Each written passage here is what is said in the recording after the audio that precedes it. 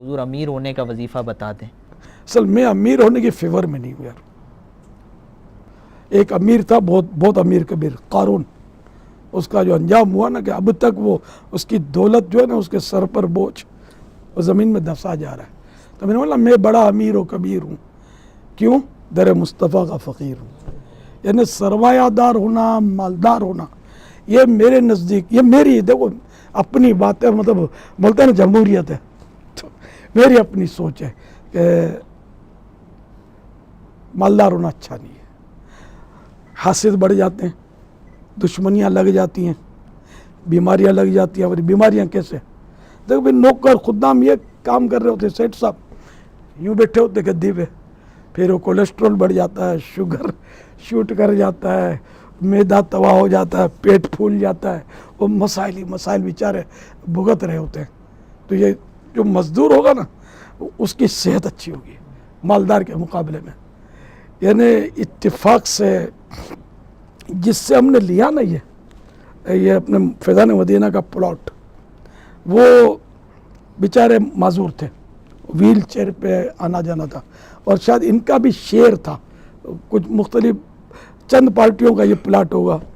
تو ان سے یہ آئے تھے فیضان مدینہ، میں بھی تھا، ہماری کچھ بات چیت ہوئی، تو میں ان کو دیکھا، میں نے کہا اور اس وقت کے 2.25 کروڑ تو اب کے 2.25 ارب، یہ ان میں سے تو کوئی بھی پیدا نہیں ہوا تھا، اللہ ماشاء اللہ وہ یہ پیدا ہو گئے ہوں گے تو چڈیاں پہن کر گلی میں پھدکتے ہوں گے، ذرا آپ تو نہیں پیدا ہوئے ہوں گے، اتنی پرانی بات کر رہا ہوں۔ تو وہ بیچارے معذور تھے پاؤں سے، تو وہ ویل چیئر پر، تو میں نے ان کو کہا کہ آپ کو یوں نہیں لگتا ہوگا کہ میں ملازم ہوتا، میں مزدور ہوتا، اور مطلب یہ ساری جائیدادیں اور یہ مال میرے پاس نہ ہوتا، کیا خیال ہے آپ کا؟ مزدور کی کیفیت اچھی ہے، یہ ہے آپ کی دولت اور معذوری؟ اس نے کہا کہ آپ صحیح کہتے ہیں، ایسا ہی ہے۔ میں نے کہا وہ ہے نا کہ وہ تندرستی 1000 نعمت ہے۔ یہ ایک میں نے ایک نقشہ کھینچا ہے کہ مطلب تو یوں مطلب لوگ دولت کے پیچھے خواہ بھاگتے ہیں، ایمان کی دولت کی مضبوطی کے لیے کتنی کوشش کی۔ یعنی نماز جب ہم مسجدوں میں اپنے لڑکپن کی بات کرتا ہوں، وہ نماز کے بعد، کیونکہ اب تو ایک عرصہ ہوا مسجدوں میں نماز کے لیے وہ سیکورٹی ایشو ہے، تو فریم میں لگی رہتی ہیں، تو اس میں روزی میں برکت کا بھی ایک وظیفہ تھا ہمارے محلے کی مسجد میں، یا اللہ یا احد اس طرح شروع ہوتا تھا۔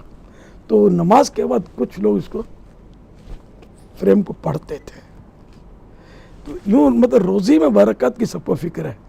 اگر آپ وظیفہ لگا دو نیکیوں میں برکت کا، پھر شاید شرم آئے گی لگانے والے کو کہ یار یہ نہیں لگاتے تو صحیح تھا، ان کو پیسے ہی چاہیے قوم کو، نیکیوں میں برکت کی کہاں پڑی ہے؟ دنیا میں سکھ سب تلاش کر رہے ہیں، قبر کے سکھ کی کس کو پڑی ہے؟